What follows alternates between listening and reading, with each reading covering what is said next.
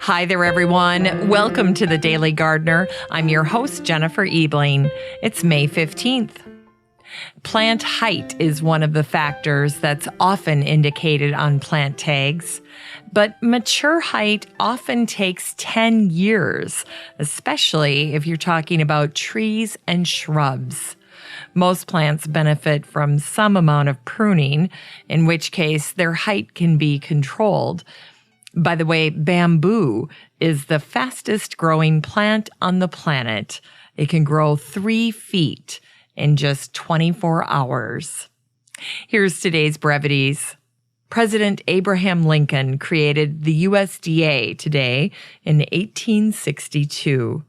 When Lincoln signed the bill, he was bombarded with advice about who should be the first commissioner of agriculture. A man named Isaac Newton, a direct descendant of Sir Isaac Newton, got the job. Newton was born in Burlington County, New Jersey on March 31st, 1800. He'd set up an impeccable farm in Delaware County, Pennsylvania, near Philadelphia. His farm was a model for others, efficient, orderly, productive, a master relationship builder. Every week, Newton sent butter from his dairy farm to the White House. It wasn't long before Newton and his entire family became friends with the Lincolns. That's why when it came time for Lincoln to make the appointment, Newton got the job.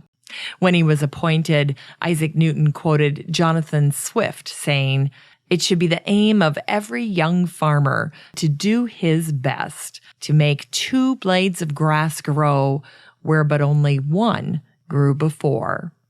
Newton brought the same high standards and efficiency he'd cultivated for his farm to the USDA. 3 years after his appointment, on the evening of April 15th, 1865, around 10:30 p.m., it was Isaac Newton who had rushed over to the White House and informed the doorkeeper, Thomas Pendall, that President Lincoln had been shot. On this day, Governor David B. Hill signed a law creating the Adirondack and Catskill Forest Preserve, ensuring the land be forever kept as wild forest lands. The previous year, Charles Sprague Sargent had been appointed to lead a 3-member committee, and Sargent's team created 2 historically important maps of the Adirondacks. On the 1890 map, forest areas were outlined in red, and the park was outlined in blue. Today, the blue line is a term to mean boundaries of the park. And if you get a chance to check out the original map, you'll see that the blue ink has turned almost black after a century of aging. An article called The Prettiest Wild Flowers by Ettie C. Alexander was featured in the San Francisco Call, May 15, 1898. In the span of a decade, she'd noticed a remarkable decline in the quantity and quality of wildflowers in the area at the turn of the century. Here's her comment about California cream cups, an annual herb in the poppy family, found mainly in California. She said, 9 years ago, cream cups grew in great profusion all around San Francisco. The most beautiful ones I have ever seen were near Holy Cross Cemetery. But now you can scarcely find a plant, and the blossoms are small and of an inferior quality.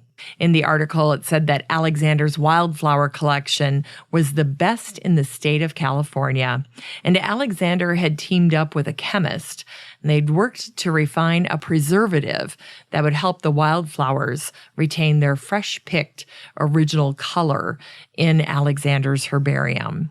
Alexander's process worked remarkably well, yet sadly, she never disclosed her formula.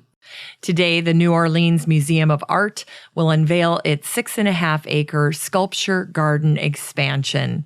The new expansion includes 26 new pieces of art, 65 new trees, almost 500 shrubs, as well as the creation of an indoor sculpture pavilion and an outdoor amphitheater with beautiful grass-stepped seating.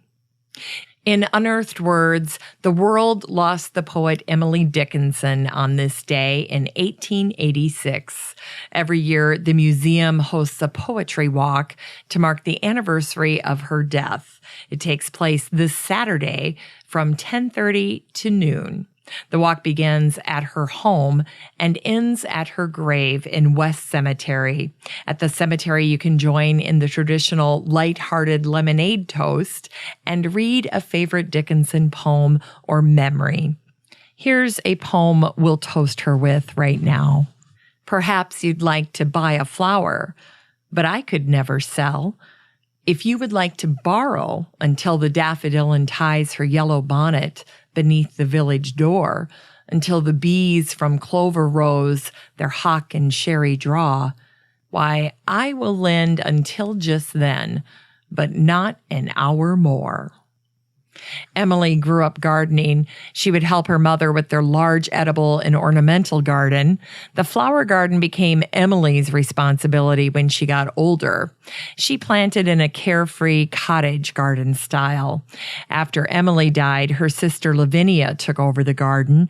Emily's niece and editor Martha Dickinson Bianchi recalls, all Lavinia's flowers did as they liked, tyrannized over her, hopped out of their own beds and into each other's beds, were never reproved or removed as long as they bloomed. For a live flower to Aunt Lavinia was more than any dead horticultural principle. Today's book recommendation is Ina Coolbrith, The Bittersweet Song of California's First Poet Laureate by Alida George. I discovered Ina Coolbrith when I was researching Ettie Alexander. Ettie's book on wildflowers included some garden poems by Coolbrith. Coolbrith was the niece of the Joseph Smith of the Mormon Church, and she was known as the Pearl of her tribe, which included Bret Harte, Mark Twain, and John Muir. Jack London and Isadora Duncan considered her their literary godmother, and John Greenleaf Whittier knew more of her poems by heart than she did his. For today's garden chore, top dress your raised beds with a couple of inches of organic compost. After a season of rest, I start planting season off by adding nutrients back into my beds where I grow my edibles. When I harvest my spring crops, I'll add even more compost to keep the soil nutrient rich throughout the summer. Finally, here's something sweet to revive the little botanic spark in your heart. Today in 1869, Susan B. Anthony and Elizabeth Cady Stanton founded the National Women's Suffrage Association in New York.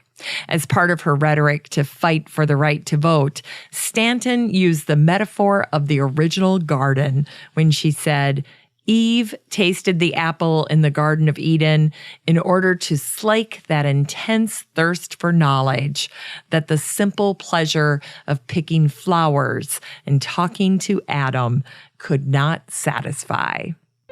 Thanks for listening to The Daily Gardener, and remember, for a happy, healthy life, garden every day. The Daily Gardener is produced weekdays in lovely Maple Grove, Minnesota. You can find complete show notes over at thedailygardener.org, and be sure to share the show with your garden friends.